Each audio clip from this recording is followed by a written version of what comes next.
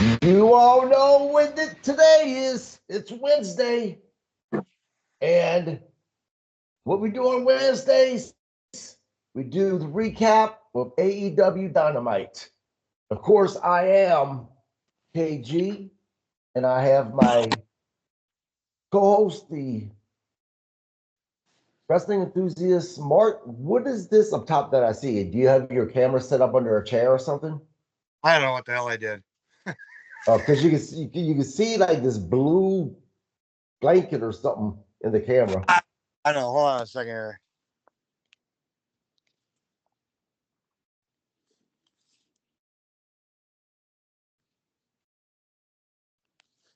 Yeah, it's asking me to invite somebody. Oh, you're good. Just leave it. Yeah, I'm gonna. All right. Sorry. All right. So tonight's Dynamite. I tell you, tonight was a pretty good show. I like Dynamite tonight. There was some really good action. There's some a little bit of follow up with some storylines. What about you, Mark? I thought action-wise it was really, really good. To be honest, I'm not gonna sit there and say different. Yeah, There were good matches and there was some brutal matches actually. yeah. And I tell you, I always say that whenever the wrestling program ends, it should leave you wanting more or excited to watch the next show. And I will tell you that I have never been excited to watch Collision. I haven't. Or their Friday night show, right? And with this tournament going on and with the matches they have happening both Friday and Saturday, man, Friday and Saturday, I will definitely watch AEW because there's some incredible matches happening, especially Saturday night. So yeah, kudos to AEW. I think that um, although I don't look at it as one versus the other, but for conversation's sake, I think Dynamite beat Monday Night Raw for myself. Well, I'm not saying ratings or any of the other crap. I'm saying for myself what I enjoyed. I enjoyed AEW Dynamite tonight more so than I did Monday Night Raw. Yeah, I concur. Yeah, so let's get into it. All right, so they came out of Chicago. Started with a recap of Full Gear. We already went over the wins and losses on that one, the ups and downs of that one. Then they show the Continental Classic and the breakdown of who's wrestling who and whatnot. It was so quick, I really didn't catch it, to be honest. Then we got the Hurt Syndicate comes out. MVP was getting chanted. I was surprised. I'm not. I'm not. This is Chicago, right? And Chicago is a very I've always compared them kind of to the Canada crowd that is almost in a upside down world where a lot of the heels will get cheered and the baby faces will get booed. Now, Chicago obviously is not nearly as bad as Canada, but I could see them cheering for MVP. But at the same time, honestly, I could see MVP getting cheered no matter where he goes because look, he had a wrestling career and he might have had all the gold in the world. But he's proven himself. He is a value in professional wrestling, especially in this role that he's in. He's good at it. He is absolutely good at being a manager and being that mouthpiece. Oh, he's phenomenal being a mouthpiece. I think he's probably top five Oh, on the absolutely. like. I really don't see too many people in front of him. Um, Anyways, it leads into Shelton Benjamin versus Mark Briscoe. This was a really good match. It I was was. I was shocked, Yeah. and both Shelton Benjamin and Mark Briscoe, despite their advanced ages, really didn't look like they had lost much. Yeah. So Yeah. And look, this match, at first when I seen it, I knew it would be good, but I was like, oh man, can any of these guys afford to take a loss? But I tell you, I'm glad they went with Shelton Benjamin winning because Briscoe's phenomenal. Don't get me wrong. But he has been on AEW long enough that him losing this match won't hurt him. They're still trying to establish Shelton Benjamin, MVP, Lashley as the Hurt Syndicate, right? So I think Shelton taking another loss this week, because he took a loss last week. I think him taking another loss this week could have hurt them. So that was a really good decision to let Shelton Benjamin shine and come up on top, since they're trying to build their brand as these guys that you don't want to mess with. So yeah, kudos. They made the right call, and you're right. This match was phenomenal. It really was. The one thing that threw me is Briscoe went up for what looked like a frog splash, and it came down with an elbow. I was like, "What the?" I rewinded. I'm like, "What the hell was that?" Yeah, But I don't know if that was intentional or if that was just an yeah. oops. He's done it before. Yeah, Has he? yeah. Oh, well, maybe I just never noticed it before. But I'm like, that's a frog splash into an elbow. What the hell? Nonetheless, it was entertaining. Yep. Let's see.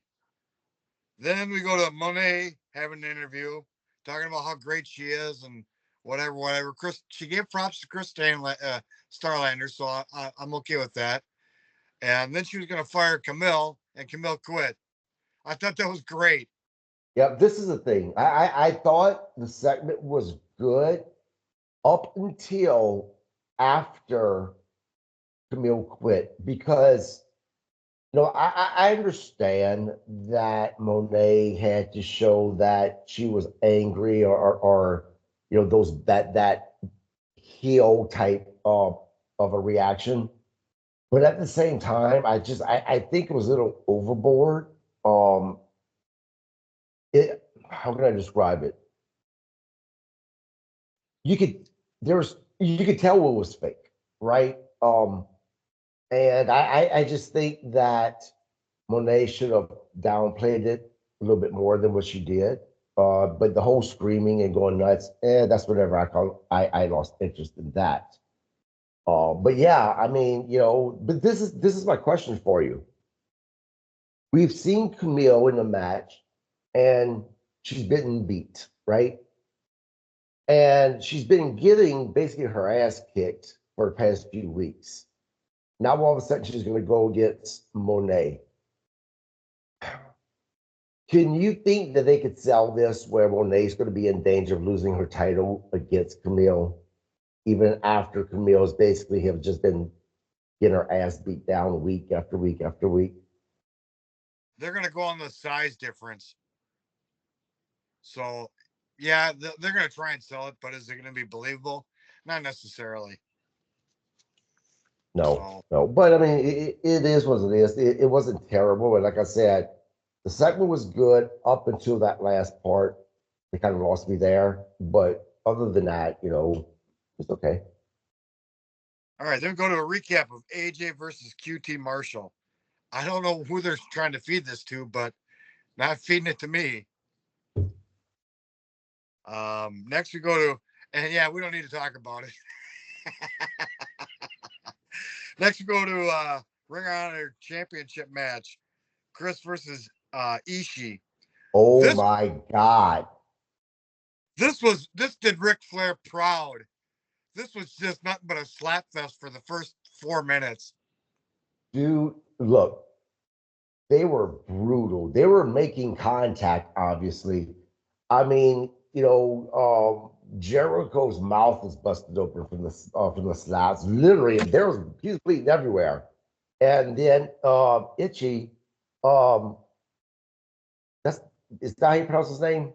Itchy? Ishii, Ishii.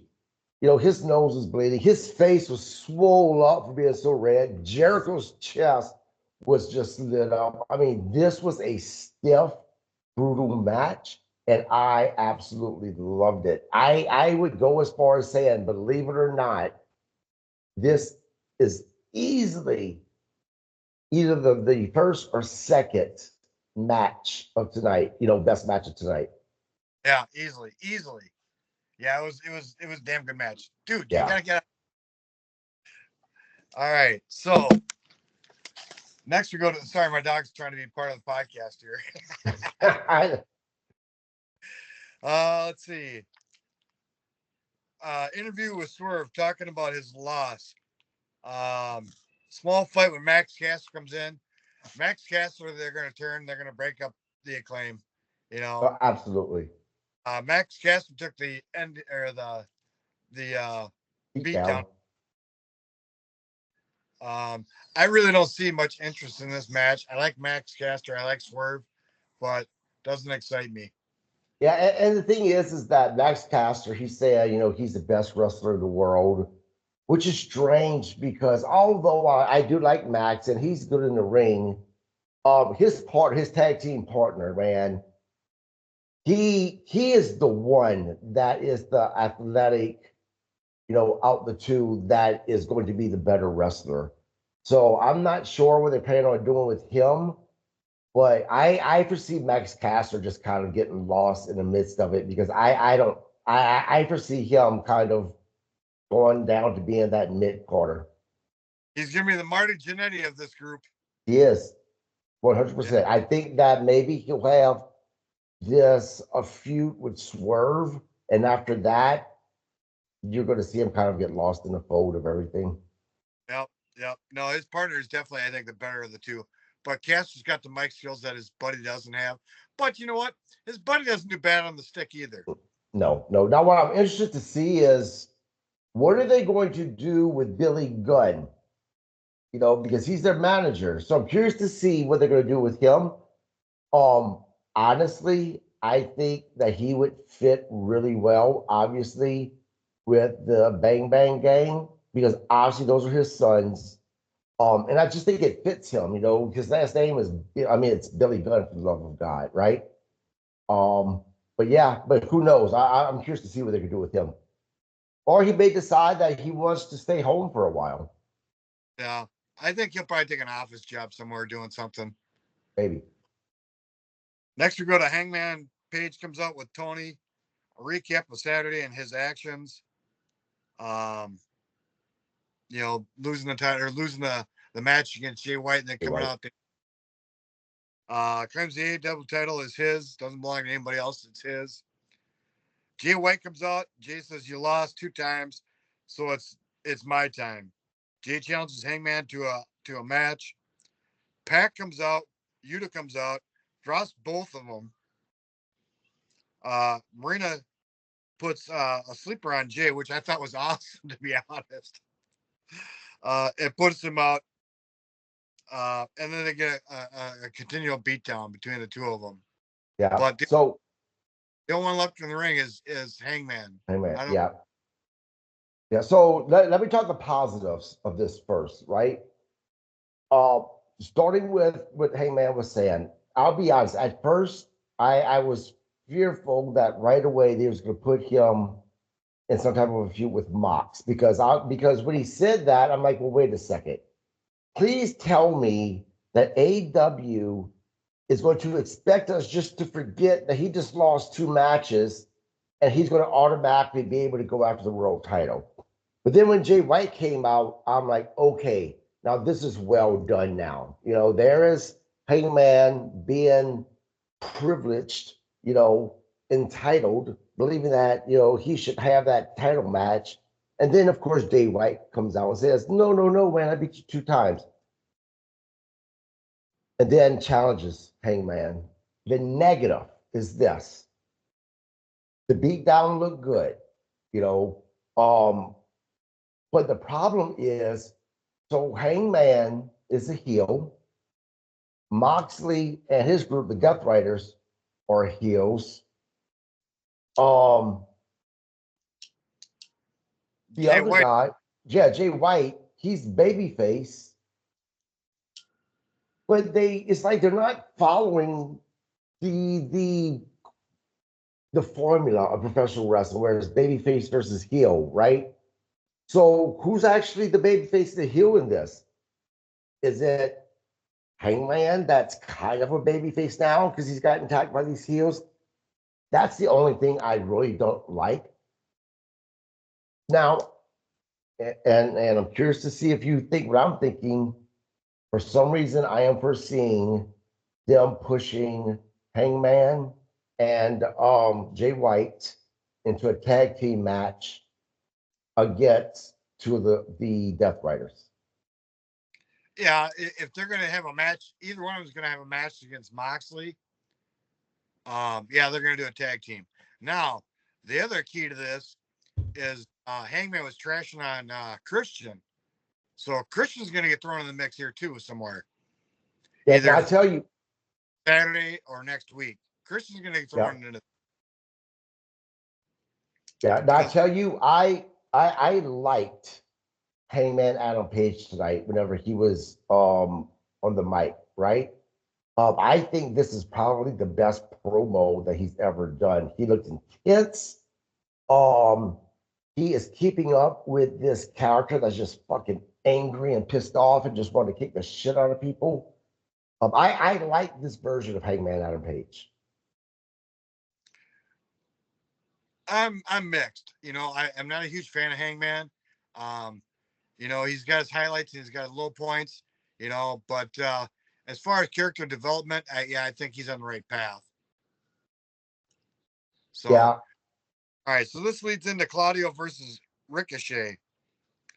Not not a bad match. I didn't think it could have been better. It could yeah. have been.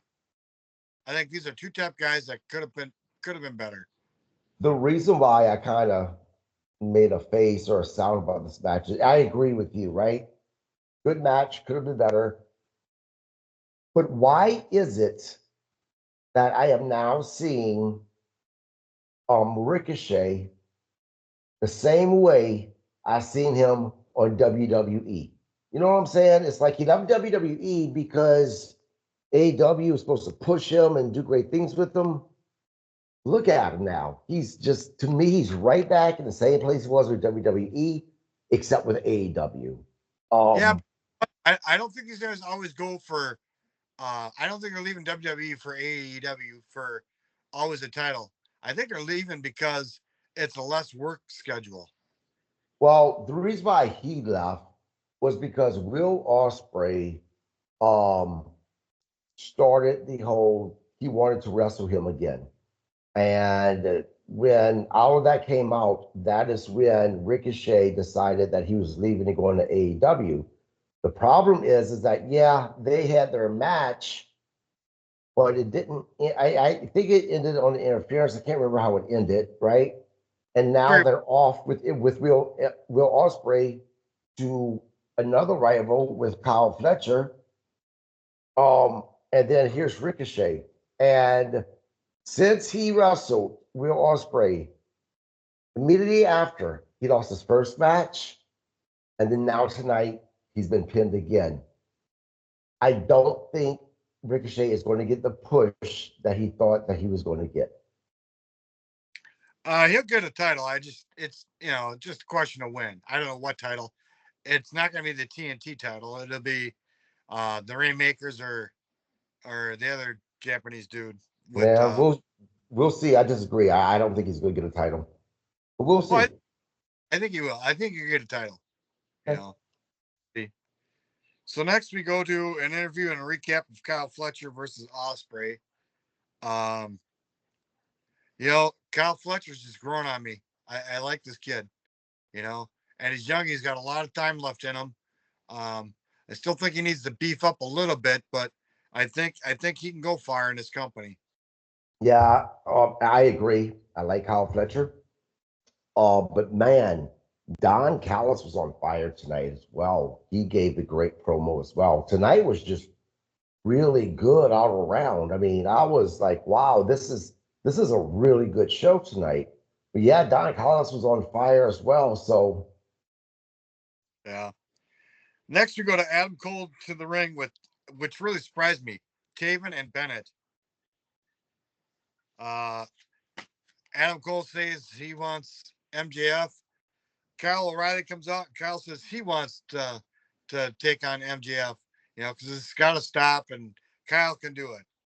MJF comes on screen, says, "I have no interest in either one of you." He says I'm more concentrated on the battle royal next week. So then Adam Cole says, "Well, I'll be the first one to announce I'm in it," and then Kyle announces he'll be the second one in it. But I love just MBF because I don't have any interest in either Right. one. Yeah. Yeah. And I'm starting to think that the reason why they took Adam Cole out of that match um is because I think that he's going to screw over Rodney. And he is going to take over the Undisputed. And I think that's going to lead to him tagging with one of his guys, probably Mike Bennett, against O'Reilly and Rodney. Um, I don't know. I just think that this is why Rodney was stuck doing the MJF by himself so that he could they can put him on the side, say that he was injured to really get the storyline going, and it going from really focusing from MJF to actually this being about Adam Cole, the Undisputed, him taking over, and Rodney and Kyle getting beat down, and that leading to that feud. This whole Undisputed, as long as Taven and Bennett are in it, I have absolutely no interest. Yeah, but this is my thought with it, right? I hope the scenario I talked about actually happens, because then it will get this off of MJF, and hopefully they'll get MJF going back into a feud that's actually worth something, right? So fine, take Mike Bennett and the other goose with Undisputed, let them have their little feud with O'Reilly and Rodney, and go do your little big card matches somewhere, whatever, and free up MJF, let MJF do his thing. I want MJF back, man. He has not been the MJF, that asshole that we all love, the guy that we love to hate. He's only we've seen about 50% of him, right? I want to see full on 100% MJF, and I think the only way that's going to happen is that they put him in a really good feud. Yeah, no, he's always good when he's chasing somebody.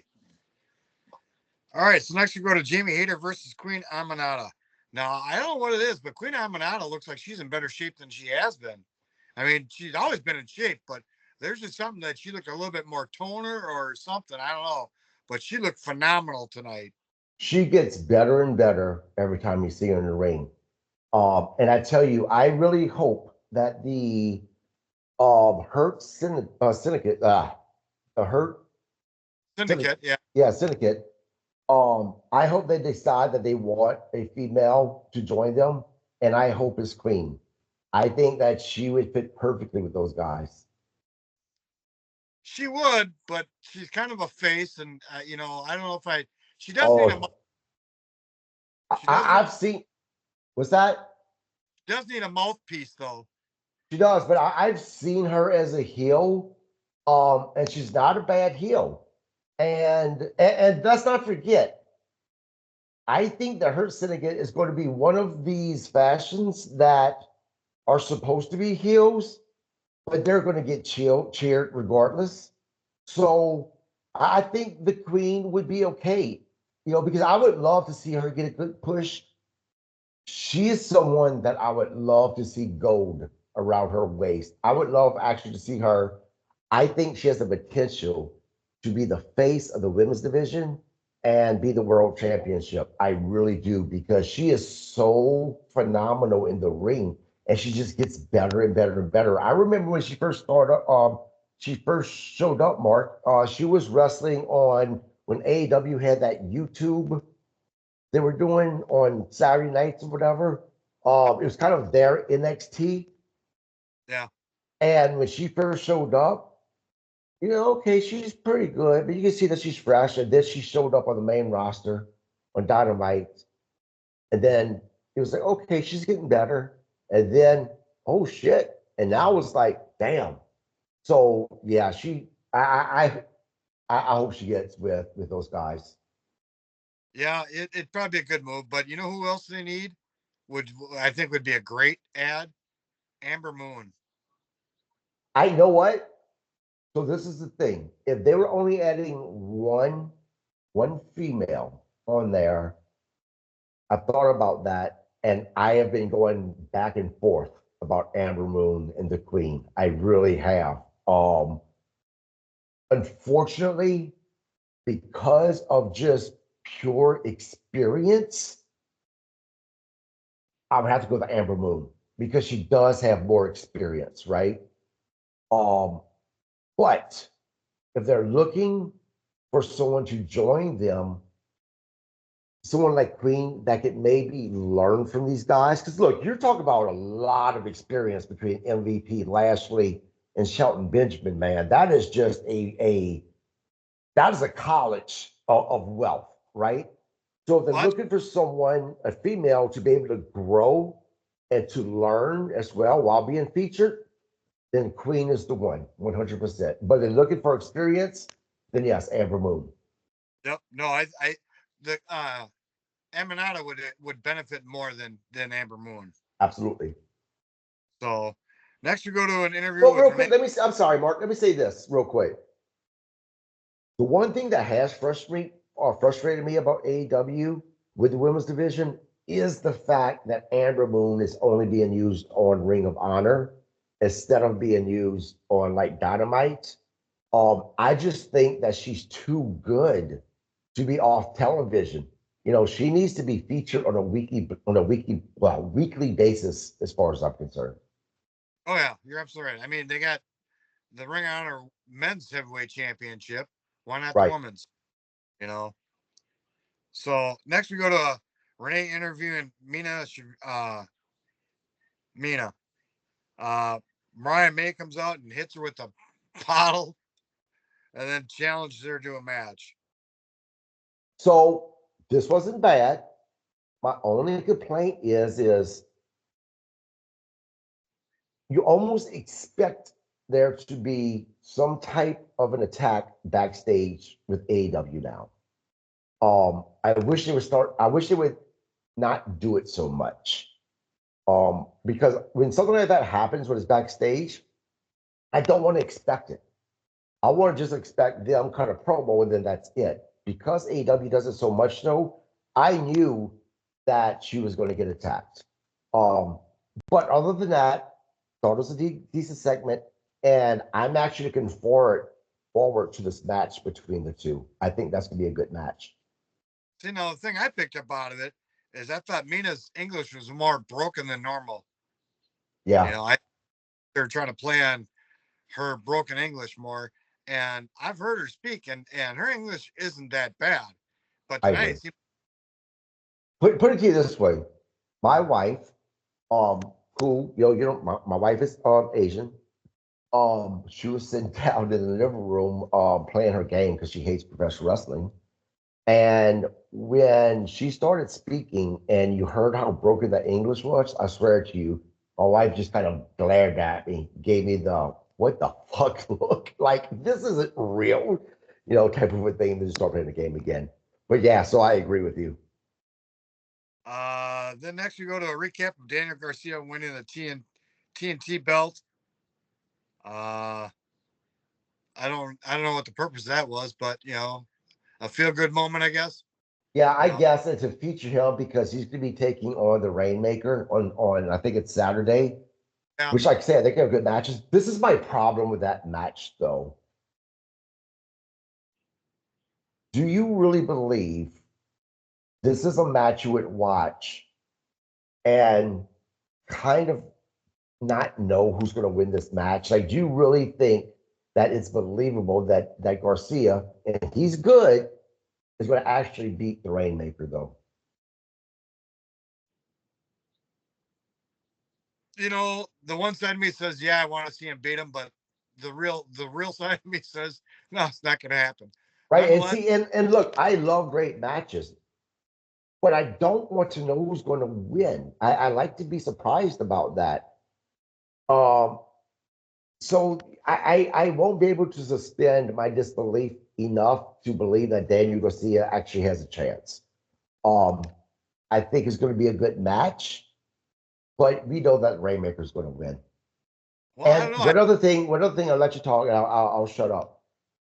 My other issue is Daniel Garcia just won this belt, right?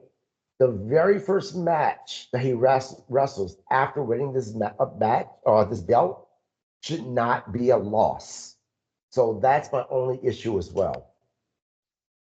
And it should be against somebody like the Rainmaker. Now, with that being said, I don't foresee the Rainmaker making it through this gauntlet without taking a loss. Yeah, He'll oh, take I a loss. agree. All right. Yeah. Now, if I'm a betting guy, I'm not betting on Daniel Garcia, but for a big swerve, I'd see Daniel Garcia winning because that'd be just a hell of a swerve.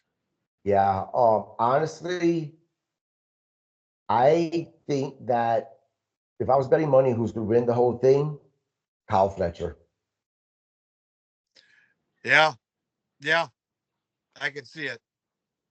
Yeah, with how hard they're pushing him, yeah, I could see it. And And look, I don't hate on it either. Cool, because I'm like you. It's almost like, Mark, when Kyle Fletcher shaved his head, he gained fans. He gained me as a fan as well because now he looked like his own guy instead of a Will Ospreay guy. And yeah, he's great. yeah, no, I liked him before, but I like him a whole lot better now. He kind of reminds me of, and I know you're gonna laugh, but he kind of reminds me of Lex Luger in the way he carries himself. All right, Okay, cool. not, Let's not just not size wise, but the way he carries himself, he kind of reminds me of Luger.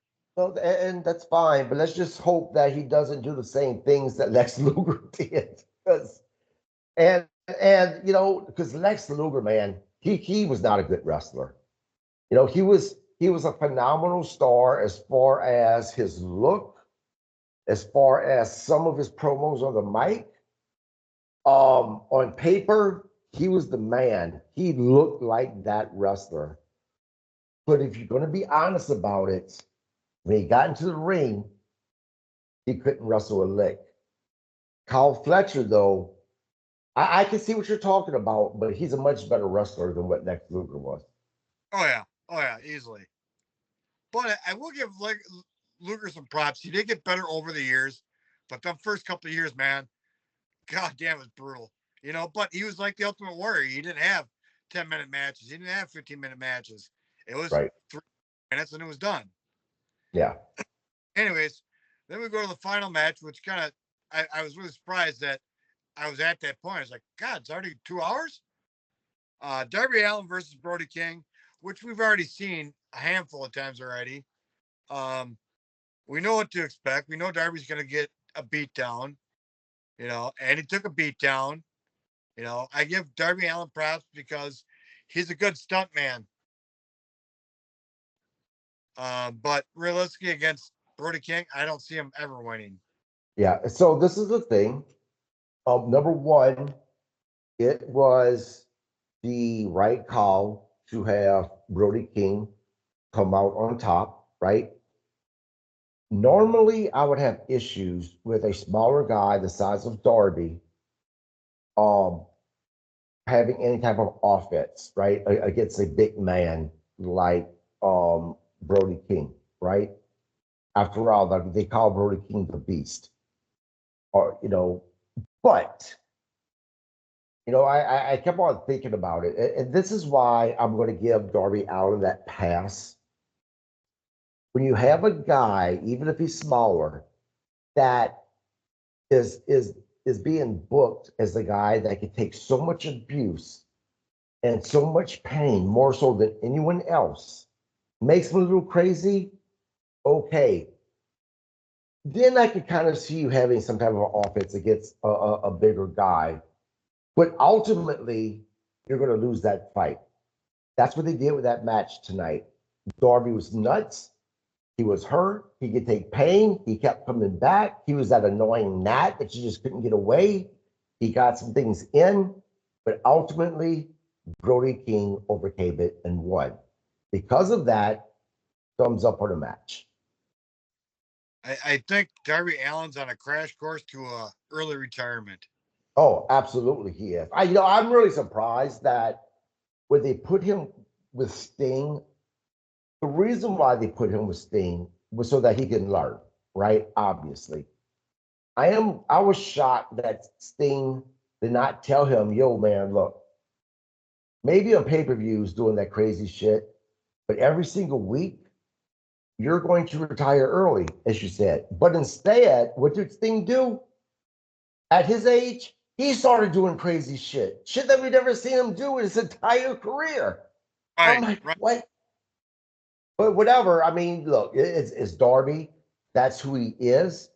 I think that we had I can't remember who it was on Bust. I think it was Busted Open Radio that said that. Actually, I think it was Al Snow that said that we're going to witness someone die in the ring on AEW because of the shit they do.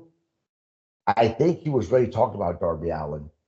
Um, I hope that doesn't happen. Obviously, I want Darby Allin to have a very long and successful career. But yeah, you can't. It's just impossible to put yourself through that much abuse and have a long career. And I know people say, Mark, that wrestling's fake. No, it's choreographed, right? They know who's going to win the match. But the rest of the shit, let me tell you, they take hits. They take abuse to their body. There's nothing fake about that. I'm sorry, but if you're jumping off top rope, which is what, 8, 10 feet in the air, onto the ground, even with a mat, you're still feeling an impact. That mat is only about this thick. That's thicker than that, but not much. But I even I put those mats down, Mark. I'm telling you, they're only about this thick. even so, you're still feeling that impact. That's what I'm saying. That's what I'm saying. You're still feeling it. And look at the times they pull up the mat, these crazy assholes, and do shit on the concrete, man. It's nuts. Yeah, but look at the '80s where they didn't even have mats; they just did it right on the concrete. I'm surprised Ric Flair can still walk. I don't know how many times I saw Ric Flair take a body slam on the fucking cement. Yeah, I agree. I mean, and as far as Russell's doing crazy shit, getting hurt, look, last year, I think it was Top Flight. We seen what happened whenever he went over the rope, hit, I can't remember who he was wrestling, but hit him on the table, but he landed on his foot and he had that Sid Vicious break where you complete break, your foot's dangling. I mean, this shit is it's they again, they make contact and they take abuse and they get legitimately hurt. Yeah. Um, I was going to mention something else about that too. Oh, Jay Briscoe almost got caught up in the ring You ropes. see that tonight? Yep, making a dive. Uh, Yeah, like a suicide dive. yeah. No, it wasn't a suicide dive because he was going feet first. So Oh he's yeah, he trying tried to do a drop kick, a try doing sliding drop kick. yeah, and I think he made contact, but it was only through the grace of God. But he got tangled up in the ropes. Yeah, So well, with Ricochet tonight, he was running outside to do something to Cesario or Claudio, and you see how he kind of almost stopped and slowed down to go through the ropes, because he knew something was off about it, and the announcers even tried to cover up for him, because it was just that obvious. But yeah, man, these guys, I tell you, the guys of today who are wrestling, I doubt very seriously if they're going to have a career like a lot of your from the last generation, where a lot of them wrestled well into their 50s, right? I just don't foresee that happening with these guys because they're just abusing their bodies too much. And I think that by the time they're in their mid 30s, they're going to be done. well, yeah, but you got an exceptional role. Look at MGF. He doesn't do a lot of crazy shit, so he could Well, draw out but your Darby, Ricky Starks, your um, well, I don't know. Bill Orange Cat Osprey. Orange doesn't do a lot of crazy shit. No, but you're talking about the exception to the rules, right? The majority of those guys do crazy shit in AEW. Yeah, That's one reason why they don't want to. I'm not gonna say they don't want to go to A. I don't know if it's they don't want to go to AW. I mean to WWE, or WWE doesn't want them because of the liability aspect. But there's some type of issue of why these guys aren't on WWE, and it has something to do with they know that they wouldn't be able to be who they want to be at WWE, because of their standards over there. So, but Yeah, yeah, a lot of them would be stifled. yeah, I agree. I think that I know a lot of people want to see MJF go on to WWE. I think that would be a bad move for him, because they would stifle him. If I was MJF and I wanted to be able to be me, I would kind of see what they're going to do on Netflix and how that goes before I decided that I wanted to talk to them next time my contract's coming up to go to WWE. Because if I was MJF and they stayed with that PG type thing, MJF will be better at AEW. And I'm not saying that WWE should start doing that nonsense, right? WWE is very successful and they are who they are, and they like to go after that younger crowd because you have that longevity with them, because as they're growing, they're staying those fans, right? So that's cool with me. This is why we have something like AEW. But yeah, there's just such a difference that I think MJF would kind of hurt his career. Yeah, but you know what? Roddy Piper didn't have to drop the F bomb and all that stuff. Roddy Piper was great on the stick, and I don't think they really had to stifle him. Well, they probably did, but I don't think they really had to stifle him much. Yeah, yeah. I mean, we'll see. Look, I am sure at some point we're going to see MJF go to WWE. Yeah, I just don't see that not happening. Um, could be at the tail end of his career too. yeah. But let me ask you this, Mark. Does it seem to you that MJF has lost some of his steam over the past year or so? Because the fans, they react differently to him. I know he's a heel, but think about he's mostly been a heel. Think about when he was the heel the last run that he had, and how the crowd still went nuts over this guy. And now he still gets a pop, but it just doesn't seem like it's like what it used to be. I think when you're using him on a screen versus at um at a stadium or whatever arena, I think there's a big difference, dude. Well, You got to I put. agree, but think about the pay-per-view that he was just on. Do you really think that crowd reacted to him the same way they've always been reacting? No, no. But it gets down to if you're not being shown, you're not going to get you know the benefit. Right. And some of it may be the booking, because like me and like you, and nothing against Rodney, he just didn't have much interest in this match once Adam Cole was taken out of it, right? So I think that could have had something to do with it. And again, it is nothing against Rodney. I think that when he is in the right feud, he is great, but he just looks so much like that science teacher that it's hard for me to get behind and believe that, he's any type of a badass. Well, he's not like necessarily an underdog, but he's not an imposing figure either. Right, You know, he's an right. average weight for a wrestler. You know, um, he doesn't have a stick of being the best or whatever you want to call it. So he's kind of like middle of the road. He's almost like he came off an assembly line for wrestlers. Right. And let me ask you this. Do you think he does better as a baby face, or do you think he does better as a heel? Roderick Strong, Roderick Strong. he makes a better asshole. See, and I agree. I think part of the issue with me with him right now is it's hard for me to believe him as being a baby face. I just think that he's a natural heel, and he's the guy that I like to not like. You know what I'm saying? And that makes it good. Yeah. He needs to have something traumatic happen to turn him face. Right. And I don't know what that could be off the top of my head. I mean, it could be Adam Cole leveling him or something, but you know, I don't know. Yeah. But Who he knows? But needs. anyway, guys, that was our recap of Dynamite. I would give them a minus tonight. I got to go with a solid B.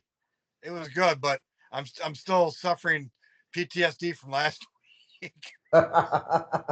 Yeah, I Oh, get it. Well, that's I didn't give them an A plus. I gave them an A minus. There's a couple of things on there, but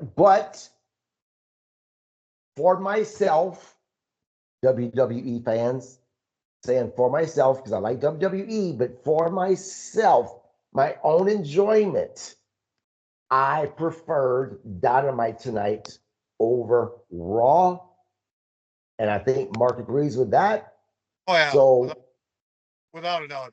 yeah, yeah. But anyway, well, look, guys, you guys have a happy Thanksgiving.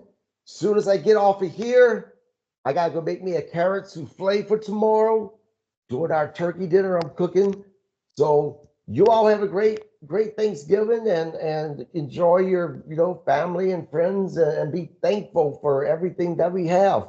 Mark, what you got? Nothing. My doc says bye. Ring the damn bell.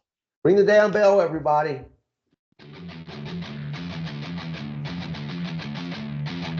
And once again, happy Thanksgiving!